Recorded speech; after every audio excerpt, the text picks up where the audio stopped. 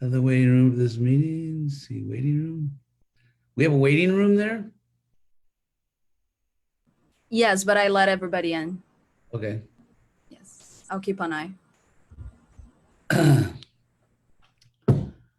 Bueno, ya empieza el juego.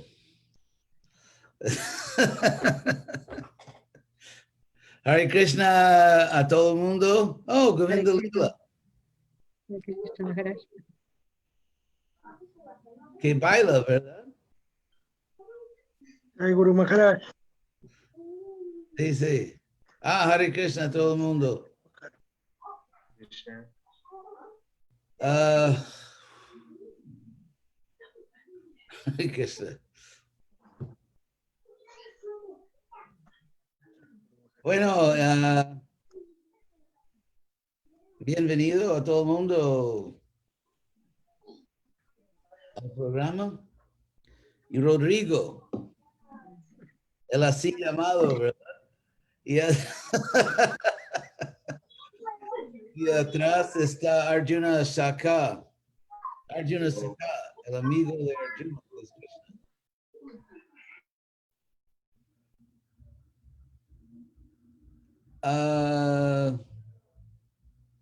Bueno, entonces, close.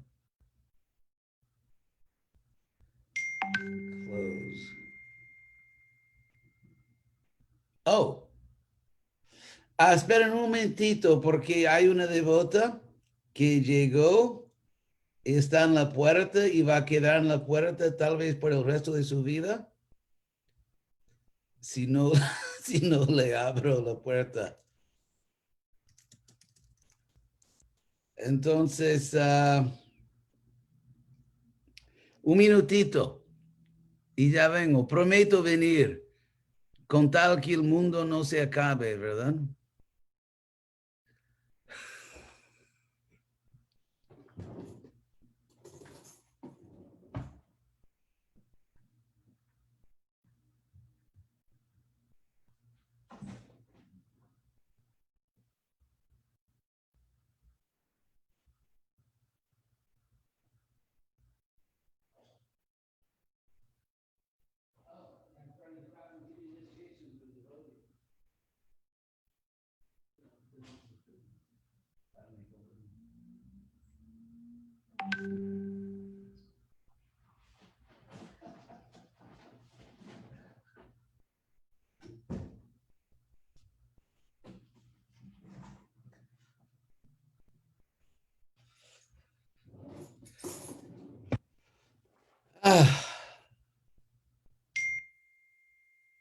Volví.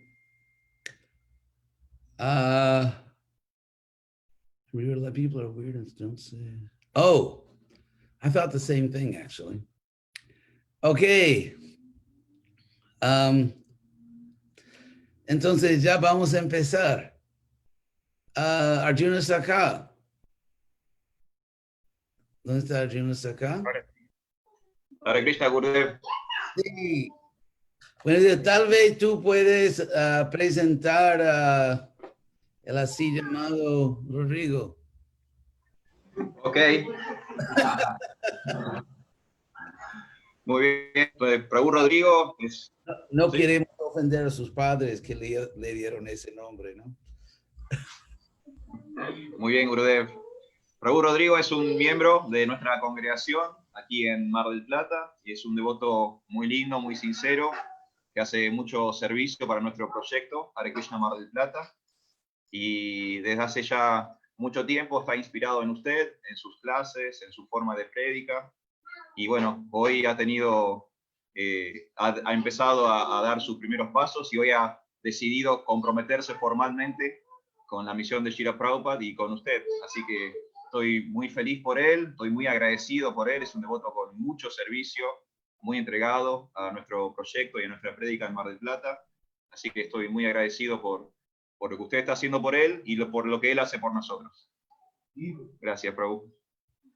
Bien dicho. Está bien. Siguiendo el ejemplo de Prabhupada, me toca explicar algo sobre el proceso de diksha o iniciación. Y algo que he explicado tantas veces, pero tal vez más una vez.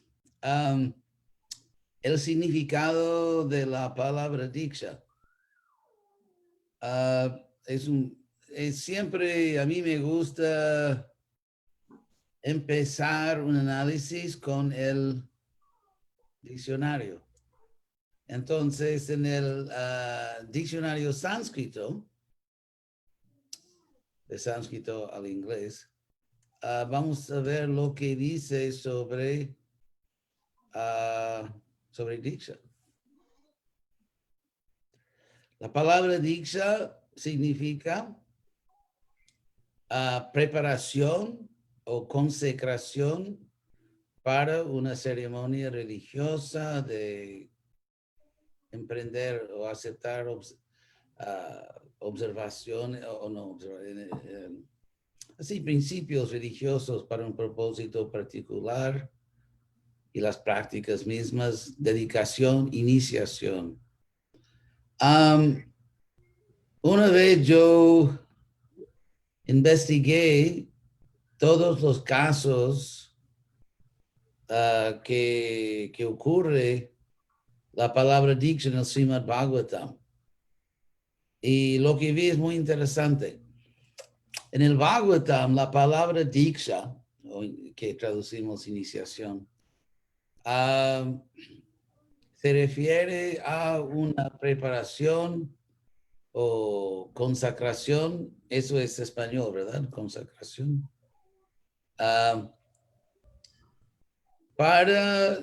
Se puede decir una ceremonia sagrada, pero el significado más importante o más fundamental tal vez sea de prepararse para un encuentro con Dios. Por ejemplo, en eras anteriores que se llevaba a cabo grandes consagraciones, español.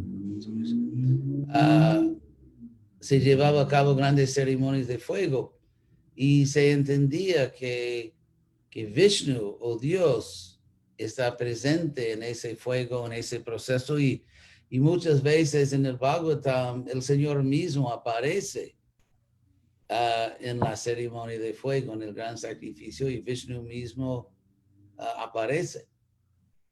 Y claro que sabemos que en esa era de Kali el sacrificio indicado es Sankirtana, ya que de cantar como comunidad los santos nombres de Krishna y las glorias de Krishna y los que están favorablemente relacionados con Krishna, como sus devotos.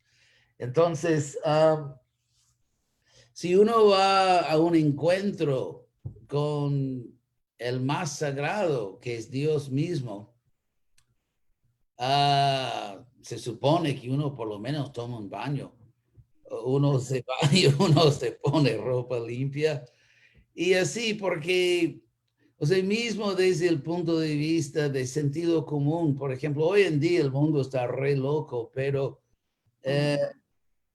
por lo menos en el pasado, por ejemplo, si uno iba a la iglesia para la misa o para sinagoga o algo así, uno se limpiaba, uno se ponía ropa adecuada. No puedo imaginar lo que sucede hoy en día, que el mundo está completamente perdido, pero eso es una cosa hasta de intuitivo, que uno tiene que mostrar respeto, que uno tiene que limpiarse, lavarse, uno tiene que, hasta la mente, por ejemplo, los católicos tenían la ceremonia de Cuaresma. Ustedes dicen Cuaresma, ¿verdad? Y se ayuna, por lo menos yo no era católico, pero se decía, ¿no? Que los católicos muy practicantes que ayunaban o por lo menos no comían ciertas cosas. También entre los judíos hay ciertos días que son muy importantes, los días sagrados del año que uno le pide a Dios que lo perdone a uno de sus pecados, que puede así santificarse, purificarse. Entonces también se ayuna. Bueno, yo no ayunaba, pero los practicantes serios se ayunan. Entonces, hay una comprensión global, hay una comprensión a través de la historia de que hay un conflicto entre, digamos, la lujuria, la codicia de varios tipos del cuerpo físico, es los impulsos del cuerpo físico y los impulsos del alma.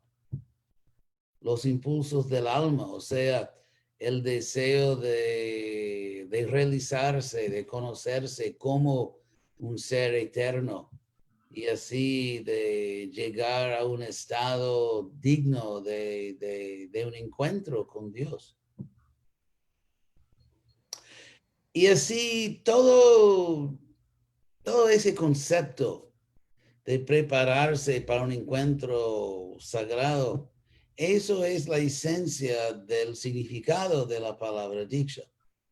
Entonces, en el Bhagavatam, antes de un sacrificio sagrado en que Vishnu aparecía o estaba presente, los que iban a participar en o llevar a cabo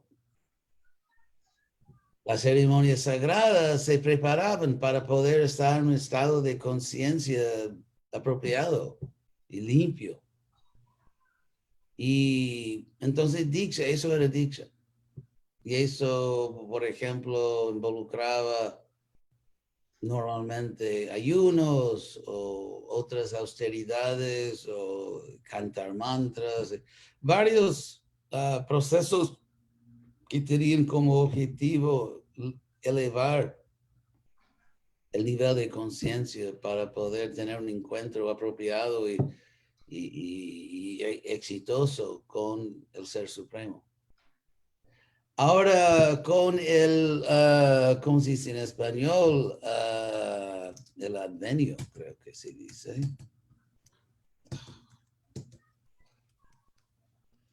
Advenimiento o histórico, o el crecimiento en importancia de los movimientos de Bhakti. O sea, podemos, si estudiamos, si hacemos un estudio, digamos, religioso, cultural de la India o de la cultura de los Vedas, entonces observamos que en ciertos momentos se daba mucho énfasis en rituales, sacrificios de fuego, mil cosas. Es una cultura bastante complicada, pero en cierto momento mucha gente se daba cuenta por misericordia de Krishna que no, que el verdadero punto aquí es de amar a Dios, de amar a Dios. Lo demás, los rituales no son tan importantes. Y mismo en Bhagavad Gita Krishna habla de eso, en el segundo capítulo. Krishna habla de Veda Vada, de tal parte aquellos que se dedican a las palabras de los rituales védicos y todo eso. Entonces, mismo Krishna también dice en Bhagavad Gita, Shayan Davya Mayat Yagya, Gyana Yagya, Parantapa. Mejor que el sacrificio de ofrecer parafernalia, diferentes rituales. Y, es más importante cultivar conocimiento. Porque Krishna dice, Sarvam Karmakilam Parta Gyane Parisamapyate, que al fin y al cabo todos los rituales culminan o llevan finalmente al conocimiento. O sea, el propósito de llevar a cabo rituales es de entender, de abrir la mente, de ganar, de desarrollar conocimiento espiritual. Porque si uno hace 1000 rituales ritos y no entiende, es inútil. Es inútil, como en el 10º canto del Bhagavatam, a los brahmanas, que sus esposas eran grandes devotas de Krishna, pero los brahmanas eran expertos en tantos rituales, pero todavía espiritualmente, como decían antes en Argentina, atorrantes. O sea que,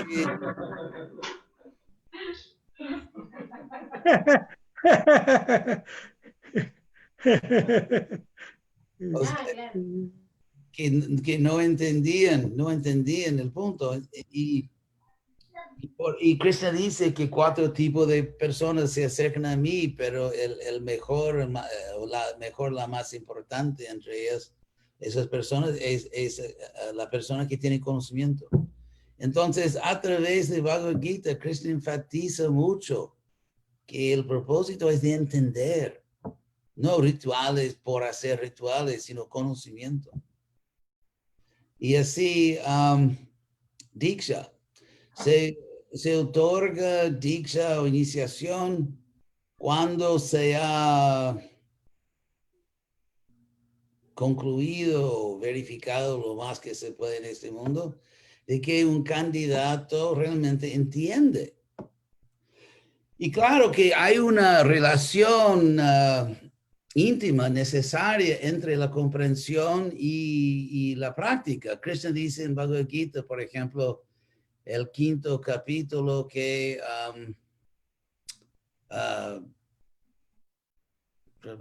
Sankhya Yoga Pratak Bala Pravadanti Napandita, que literalmente los que son como niños, o sea, inmaduros, como Bala Krishna como niño, entonces la palabra Bala también se usa para indicar una persona inmadura o con una comprensión infantil o de niño que no entiende, no tiene un conocimiento maduro. Entonces Krishna dice que Bala, aquellos que tienen así cabeza de niño, ellos creen que la práctica espiritual es diferente de la filosofía espiritual. Y Krishna dice que ekamapi asti taksamyak, si uno se dedica seriamente a la práctica de Bhakti Yoga, uno obtiene conocimiento. Y si uno se dedica seriamente al conocimiento y realmente entiende, uno empieza a practicar, porque aquel que no practica Bhakti Yoga no entiende muy bien. Así que iniciación es que cuando se cree eso, se ha concluido, digamos, de que un alma entiende la conciencia de Krishna, digamos, la filosofía, y que está practicando normalmente. Está practicando normalmente Bhakti Yoga. Entonces, históricamente, como yo decía, hubo un tipo de revolución de Bhakti con el espíritu que los Prabhus unidos jamás serán vencidos, ¿verdad? Históricamente hubo esa iluminación de que la meta no es simplemente para llevar a cabo rituales, sino para amar a Dios, para entender y amar a Dios. Entonces, con eso, con la predominancia de los,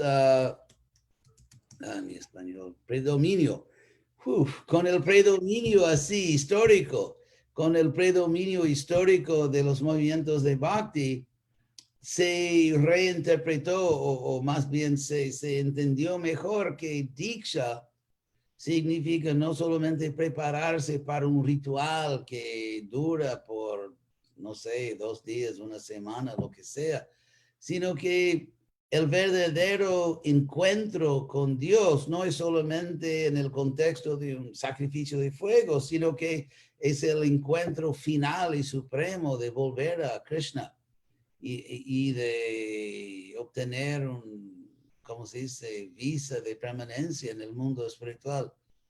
Y así que Diksha, la preparación, no es apenas prepararse para una ceremonia, sino para prepararse para la vida eterna con Krishna, para un encuentro eterno con Krishna. Entonces, eso es, me parece obvio que eso es la evolución o el desarrollo del concepto o de la definición de Diksha. Entonces, hoy en día, Diksha significa que uno se ha dedicado, se ha mostrado competente o serio y se está preparando para un encuentro eterno con Krishna. Y el sacrificio no es solamente un fuego que dura por un día o varios días, sino que el sacrificio es de ofrecer no apenas mantequilla o algo así, sino de ofrecer a sí mismo. Ofrecer la vida, ofrecer, uno se ofrece a sí mismo. A Krishna, Atmani Vedana, de entregar el alma a Krishna. Todo lo que yo soy y todo lo que tengo, Krishna, ahora es tuyo. Eso es, entonces, eso es el significado supremo y último de sacrificio y de Diksha. Bueno, eso es una, ¿cómo se dice? Una revisión o mi español, terrible. Un resumen, sí. Muchas lenguas, uno se enloquece. Entonces, eso es un resumen histórico del concepto de Diksha, de iniciación y todo eso.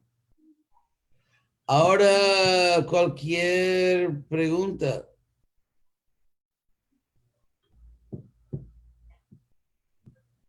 Las preguntas están incluidas en el precio de la conferencia. Por acá ha sido muy claro. Entonces, si no hay preguntas, podemos hacer, o él, o Rodrigo puede hacer su voto. Y así procedemos. Está bien, Arjuna está acá, que es el maestro de ceremonias. Entonces, y la palabra, como he explicado tantas veces, la palabra devoto significa una persona que vive devoto, bajo un voto. Entonces, en el acto de hacer un voto serio, uno se vuelve literalmente un devoto. Bueno, entonces, Rodrigo, ¿cuál es su voto? Tu voto. Me comprometo a cantar mínimo 16 rondas diarias del Mahamantra Hare Krishna, a cumplir los 4 principios regulativos, es decir, no comer ni carne, ni huevo, ni pollo, ni pescado, no participar en juegos de azar, no tener sexo ilícito y no intoxicarme. Perdón. Sí. Y hay una promesa positiva. Ya dijiste, perdón, ya dijiste, de cantar, sí, todos los días. Dices rondas del famosísimo Mahamantra. Entonces, está bien, es correcto. Entonces, te acepto y tu nombre será Raghavendra Das. Arriba. Ay, Muchas gracias. Entonces voy a explicar la palabra Raghu. Muchos millares de años atrás, mucho tiempo atrás, hubo un gran rey que se llamaba el rey Raghu. Y por eso su dinastía se llamaba la dinastía Raghava, de la palabra Raghava. Y también, entonces, el señor Rama, el señor Ramchandra apareció en esa dinastía del gran rey Raghu. Y por eso que, por ejemplo, un nombre del señor Ramchandra es Raghupati, que significa el señor de los Raghus, o sea, de todos los que aparecen en la dinastía de Raghupati. Y también de la palabra Raghu, uno que desciende de Raghu es Raghava. Y Indra, la palabra Indra en sánscrito, en un sentido, es un título que se aplica al líder de los semidioses administrativos, pero Indra significa el líder, el rey. Inclusive vamos a ver en el diccionario sánscrito, porque es Raghavendra. La palabra Indra significa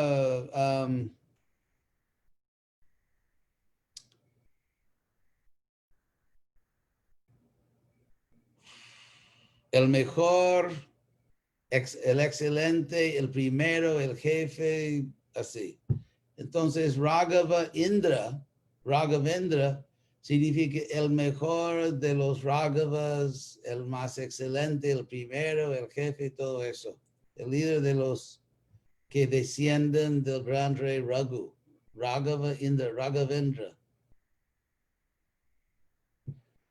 Raghupati Ram. ¿Cómo va esa canción? Raghupati Raghava, Raja Ram, Patita Pavana Sita Ram. Entonces, Raghavendra, ahora cualquier pregunta por finalizar. Bueno, antes que nada agradecerle, estoy un poco emocionado. Solamente agradecerle y poder contribuir de la mejor manera a su misión y a la misión de Srila Prabhupada. Bueno, gracias a ustedes. Sí, todos tenemos que cumplir con nuestro deber y Krishna creó el mundo de tal manera que si todo el mundo cumple, así cumple con su deber,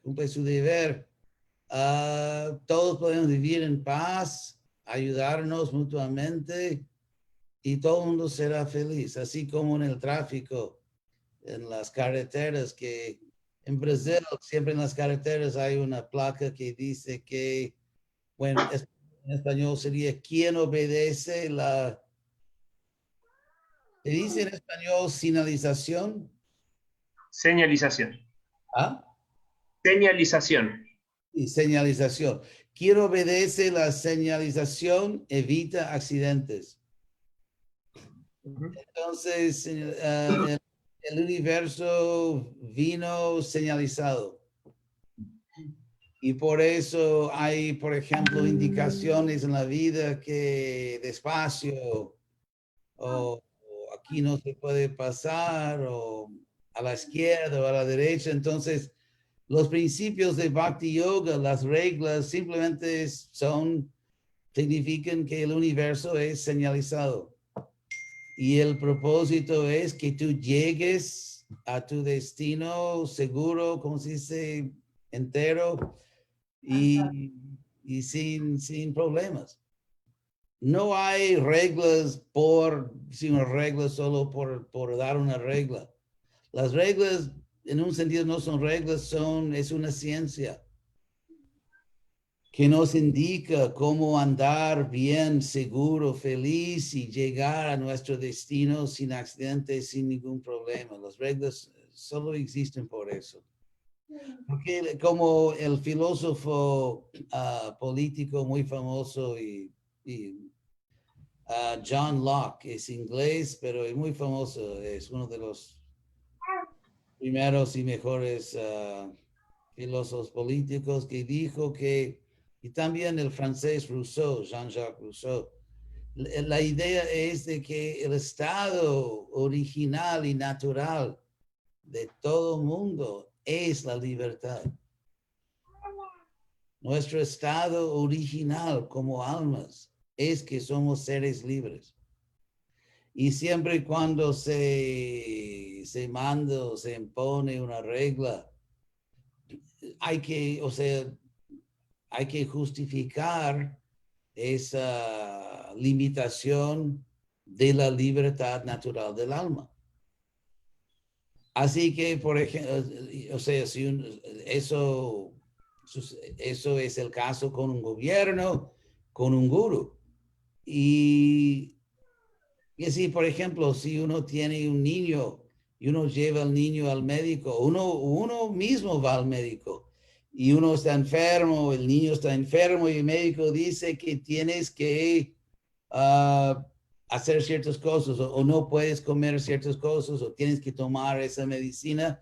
Entonces el médico diciendo lo que tú tienes que hacer restringe tu libertad natural. Pero se entiende que esa restricción tiene un propósito mayor. Tiene una meta importante, porque lo que realmente restringe nuestra libertad es la enfermedad. Una enfermedad física o puede ser una enfermedad mental. Entonces, hablar de libertad dentro de un estado enfermo, o sea, hablar de libertad dentro de un estado de psicopatología, realmente no tiene sentido. Porque una persona puede tener, digamos, libertad política o social, pero si esa persona está enferma, está y casi ni se levanta de la cama, ¿qué sirve hablar de libertad? Así. One moment. Sorry, I couldn't quite hear you. Mi Could you please repeat what you said? Mi teléfono tiene problemas psiquiátricos, como siempre. Pero estamos trabajando. Entonces, es por eso libertad tiene sentido cuando uno tiene el poder, la capacidad física y mental de aprovechar esa libertad. Si no, no tiene mucho sentido. Y si uno quiere libertad prematura, ay, español. Sí, prematuro. Si uno quiere libertad prematura, uno acaba perdiendo su libertad. Por ejemplo, si el médico dice que tienes un problema y no debes salir de casa, y uno dice, no, yo tengo mi libertad, yo quiero salir. Uno sale de casa, uno se enferma peor y acaba con mucho menos libertad de que tenía antes. Entonces, afirmar o declarar o ejercer libertad prematuramente o excesivamente realmente destruye la libertad. Como una persona que dice que no, yo quiero ser libre, así que voy a tomar heroína. Y ese acto de expresar libertad destruye la libertad. Así que todas las reglas que seguimos, y claro que sin duda en cualquier sociedad religiosa hay personas completamente enamoradas de reglas y que multiplican innecesariamente las reglas. Y inclusive una vez, Prabhupada, cuando yo tomé sannyas en 72, Dios mío, 48 años atrás, yo tomé sannyas con 2 años, muy precoz y tenía una danda de este tamaño.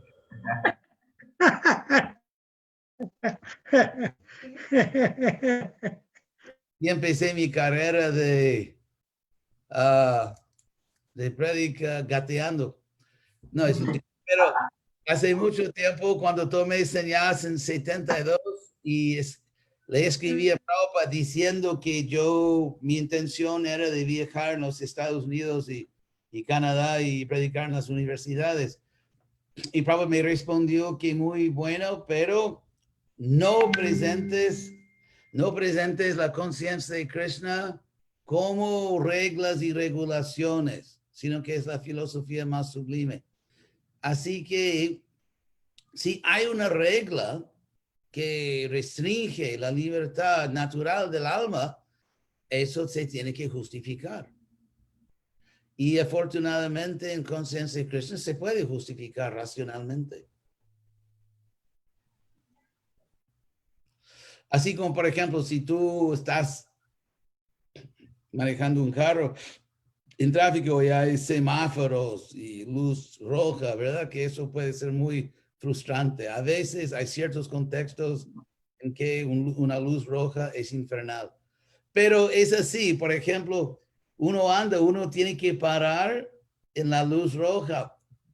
Entonces, si uno vive al campo, no hay ese problema de semáforos, pero tampoco hay mercados convenientes, tampoco hay muchas cosas cuando llueve, no hay asfalto, uno se queda en la lama. O sea, la vida de campo tiene cosas buenas y uno tiene, claro que bien más libertad, pero también hay que sacrificar muchas cosas que se encuentran en una ciudad. Entonces en inglés sería trade-off. En español, sí, las cosas se compensan. Uno tiene eso, pero no tiene el otro. Y asimismo, las reglas en la conciencia de Krishna deben ser justificables, deben ser racionales, deben ser elementos necesarios de una ciencia espiritual objetiva. Y si no, ¿por qué seguirla? Entonces, eso es Buddhi Yoga, de practicar la vida espiritual con inteligencia objetiva, de saber lo que se hace y no simplemente de millares de reglas. Y porque hay muchas supersticiones de la India que ya infiltraron ISKCON, que hay que hacer eso, el otro, y que, por ejemplo, si uno estornuda y es miércoles antes de mediodía, uno tiene que, ¿cómo decir? Uno tiene que chasquear los dedos y después tirar sal por el hombro izquierdo. Yo estoy inventando todo eso, pero sin duda yo podría convencer millares de devotos que es así.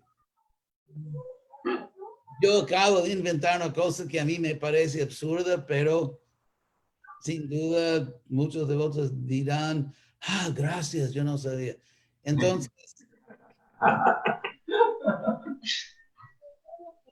es por eso que, de hecho, ¿por qué multiplicar reglas? Las reglas ya son, no difíciles, pero ya son base de reglas.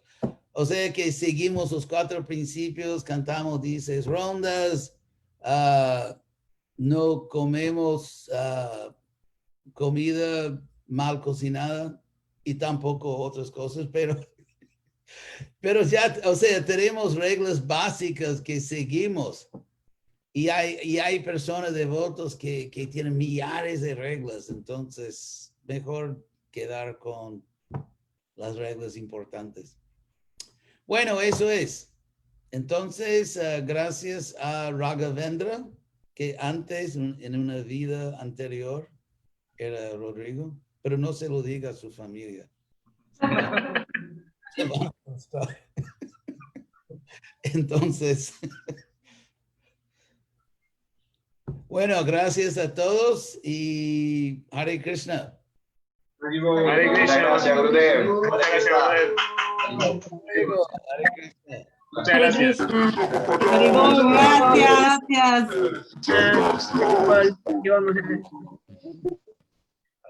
Gracias. Felicidades, papi. Krishna. Para Brinda, felicidades. Gracias. Cada vez Gracias a todos. Hare Krishna. Hare Krishna, Haribol.